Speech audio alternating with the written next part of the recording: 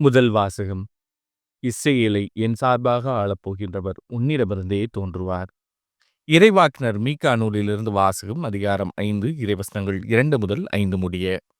ஆண்டவர் கூறுவது: நீயோ எப்ராத்தா எனப்படும் பெத்லகேமே, யூதாவின் குடும்பங்களுள் மிகச் சிறியதாய் இருக்கின்றாய். ஆயினும் இஸ்ரவேலை என் சார்பாக ஆளப்போகின்றவர் உன்னிடமிருந்தே தோன்றுவார். அவர் தோன்றும் வழிமரபோ ஊழி காலமாய் உள்ளதாகும். ஆதலால் பேறுகால வேதனையில் இருப்பவள் பிள்ளை பெறும் வரை அவர் அவர்களை கைவிட்டு விடுவார். அதன் பின்னர் அவருடைய இனத்தாருள் எஞ்சியிருப்போர் இஸ்ரேல் மக்களிடம் திரும்பி வருவார்கள்.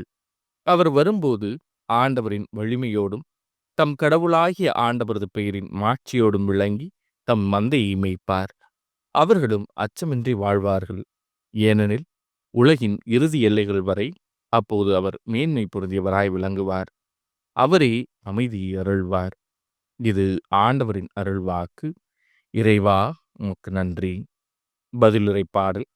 ஆண்டவரில் நான் பெருமகிழ்ச்சி அடைவேன். நான் உமது பேரன்பில் நம்பிக்கை வைக்கின்றேன்.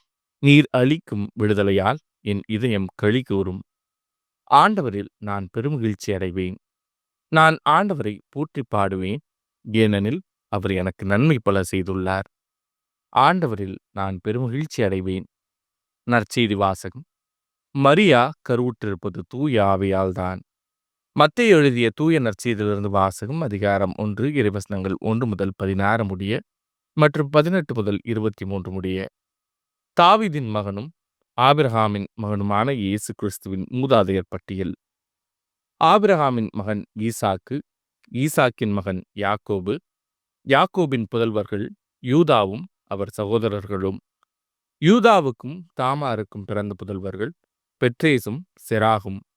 பெட்ரேசின் மகன் எட்சரோன், எட்சரோனின் மகன் ராம், இராமின் மகன் அம்மினதாபு, அம்மினதாபின் மகன் நகசோன், நகசோனின் மகன் சல்மோன், சல்மோனுக்கும் ராகாபுக்கும் பிறந்த மகன் போவாசு, போவாசுக்கும் ரூத்துக்கும் பிறந்த மகன் ஓபேது, ஓபேதின் மகன் ஈசாய், ஈசாயின் மகன் தாவீது அரசர்.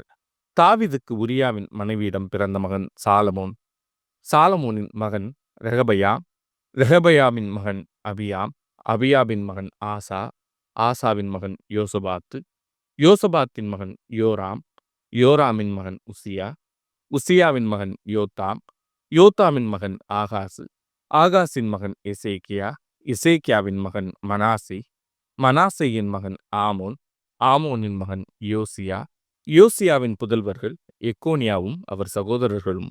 இவர்கள் காலத்தில்தான் யூதர்கள் பாபிலோனுக்கு சிறைப்பிடித்துச் செல்லப்பட்டார்கள். பாபிலோனுக்கு சிறைப்பிடித்துச் செல்லப்பட்ட பின்பு எக்கோனியாவுக்கு பிறந்த மகன் செயல்தியேல், செயல்தியேலின் மகன் செருபாபேல், செருபாபேலின் மகன் அபியூது, அபியூதின் மகன் எலியாக்கிம், எலியாக்கிமின் மகன் அசோர், அசோரின் மகன் சாதோக்கு, சாதோக்கின் மகன் ஆக்கிம், ஆக்கிமின் மகன் எலியூது, எலியூதின் மகன் எலையாசர், எலையாசரின் மகன் மாத்தான், மாத்தானின் மகன் யாக்கோபு, யாக்கோபின் மகன் மரியாவின் கணவர் யோசேப்பு, மரியாவிடம் பிறந்தவரே கிறிஸ்து என்னும் இயேசு. இயேசு கிறிஸ்துவின் பிறப்பையொட்டிய நிகழ்ச்சிகள். அவருடைய தாய் மரியாவுக்கும் யோசேப்புக்கும் திருமண ஒப்பந்தம் செய்யப்பட்டிருந்தது.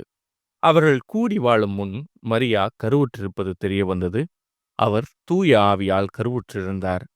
அவர் கணவர் யோசேப்பு நேர்மையாளர். அவர் மரியாவை இகழ்ச்சிக்கு உள்ளாக்க விரும்பாமல் மறைவாக விலக்கிவிட திட்டமிட்டார். அவர் இவ்வாறு சிந்தித்துக் கொண்டிருக்கும்போது ஆண்டவரின் தூதர் அவருக்கு கனவில் தோன்றி, யோசேப்பே, தாவீதின் மகனே, உம் மனைவி மரியாவை ஏற்றுக்கொள்ள அஞ்ச வேண்டாம். ஏனெனில் அவர் கருவுற்றிருப்பது தூய ஆவியால்தான். அவர் ஒரு மகனை பெற்றெடுப்பார். அவருக்கு இயேசு என பெயரிடுவீர். ஏனெனில் அவர் தம் மக்களை அவர்களுடைய பாவங்களிலிருந்து மீட்பார் என்றார். இதோ கன்னி கருவுற்று ஓர் ஆண்மகவை பெற்றெடுப்பார். அக்குழந்தைக்கு இம்மானுவேல் என பெயரிடுவர் என்று இறைவாக்கினர் வாயிலாக ஆண்டவர் உரைத்தது நிறைவேறவே இவை யாவும் நிகழ்ந்தன. இம்மானுவேல் என்றால் கடவுள் நம்முடன் இருக்கிறார் என்பது பொருள். இது ஆண்டவரின் அருள்வாக்கு. கிறிஸ்துவே உமக்கு புகழ்.